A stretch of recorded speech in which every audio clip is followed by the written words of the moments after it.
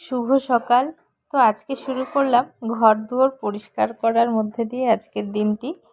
তো কি বলো তো, সকালবেলা না ঘরটারগুলো ঝাড় দিয়ে বিছানা টিছানা তুলে যদি কাজকর্ম শুরু করা যায়, দেখবে ঘর পরিষ্কার থাকলে মানে বাড়ির আশেপাশে ঘর মানে যা কিছু আছে পরিষ্কার পরিচ্ছন্ন থাকলে মনও শান্তি লাগে, তাই না? মন খারাপ থাকলেও ভালো হয়ে যায়। আর ঘর অগোছালো থাকলে যতই মন ভালো থাকুক, ঘরে আসলে বিছানাটা অগোছালো, সোফা টোফা যে যে যার যেরকম আছে সেরকম মানে অগোছালো থাকলে দেখবে কেমন একটা মনের মধ্যে মানে খিটিরমিটির তৈরি হয়ে যায়। গুড মর্নিং, আমার নতুন একটি ব্লগে তোমাদের অনেক অনেক স্বাগত। আশা করি খুব ভালো আছো, আমিও ভালো আছি। তো সকালবেলা কি করেছি জানো, উঠে রান্নাঘরে গেছি, মা দেখি চাটা বসিয়ে দিয়েছে। তো আমি ভাত হাঁড়ি টাড়ি মেজে ভাতটা বসিয়ে দিলাম। তারপরে মেয়ে সুজিটা রান্না করে দিতে এসেছি। এবার মা তার আগেই মানে চাটা নিয়ে চলে এসেছিলো আর কি খাওয়ার জন্য উপরের ঘরে মেয়ের কাছে। তো প্রত্যেক দিনই এটা হয়। এবার আমি সুজিটা নিয়ে এসেছি, দেখি যে মেয়ে উঠে পড়েছে। এবার আমাকে দেখি আর ঘুমোলো না। তারপরে আমি খাইয়ে দিলাম আর মা গেল নিচে রান্নার ওখানে দেখতে। তারপরে ভাবলাম যে থাক আজকে মাই রান্না করুক আর আমি মেয়েকে নিয়ে থাকি। তো ঘরটরগুলো এখন ঝাড় দিয়ে নিলাম আর মেয়েকে রেডি করে ওর দাদাইয়ের কাছে দিয়ে এসেছি। দাদা একটু রাস্তা দিয়ে ঘোরাচ্ছে গাড়ি করে। তো চলো এখন আমি ভাবছি কি স্নানটা করে নিই চটপট করে। স্নানটা করে নিই, আর মেয়ে আবার ঘুমের টাইম হয়ে যাবে। তো চলো তাড়াতাড়ি করে স্নানের জলও রেডি হয়ে, তারপরে স্নানটা করে নিয়ে মেয়েকে স্নান করালাম, ওকে ঘুম পাড়িয়ে দিয়েছি আর ঘুমের ভেতরে ওকে টিপটা পরিয়ে দিলাম। এবার আমি একটু পাশে শুয়ে আছি, আমি যতক্ষণ না আসি। এবার ডিউটি থেকে আমার একটু মানে ছেলের স্কুলে যেতে হয়েছিল, তো বরের সাথে একটু বললাম যে চলো একটু দিয়ে এসো, তো যাচ্ছি। তারপরে বাড়িতে এসে দেখো চা বসিয়ে দিয়েছি। আজকে বৃহস্পতিবার, তো বাড়িতে সবাই আছে। আর এই যে চা করে নিচ্ছে, আর এই যে আমার সোনামা টুকি টুকি করছে, ওর বাবা বাবাকে দেখে লুকোচুরি খেলছে। মানে এখন হাঁটা শিখেছে না, কোলে থাকতে চায় না, শুধু হেঁটে বেড়াবে। তো শুভ সন্ধ্যা বন্ধুরা, এখন বাজে হচ্ছে 8টা 10। তো অনেকক্ষণ আগে বাড়িতে এসছি, এসে বাবা ওরম করছো কেন মাম্মা? তো মেয়েকে একটা ডিমের পোচ করে খাইয়েছি, তারপরে খাবার খাওয়ালাম। আর এখন ও শুধু বাইরে যাবে, মানে রাস্তায় যাবে। আর আমাদের বাড়ির সামনে যে রাস্তাটা আছে মানে মোড়ের মধ্যে, সেখানে না মানে রাস্তার যে লাইটটা সেটা নেই, এর জন্য পুরো অন্ধকার। ও সেখানেই যাবে।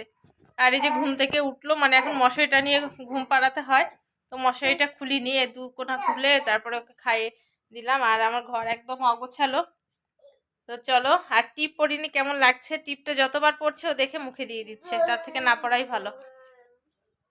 তো সন্ধ্যাবেলা চাটা করে বাবা মাকে দিলাম, নিজে খেলাম। এখন ভাতটা বসিয়ে দিয়ে আসি। তো চলো,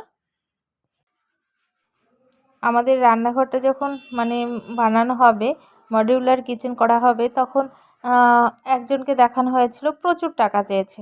তারপরে ভাবলাম না, জিনিসপত্র আমরা নিজেরাই এনেই কাজটা করাবো আর কি। এবার আমরা শিলিগুড়ি থেকে আনতে গেছি মালপত্র সব, এই যে এগুলো সব প্লেন শিট না কি বলে।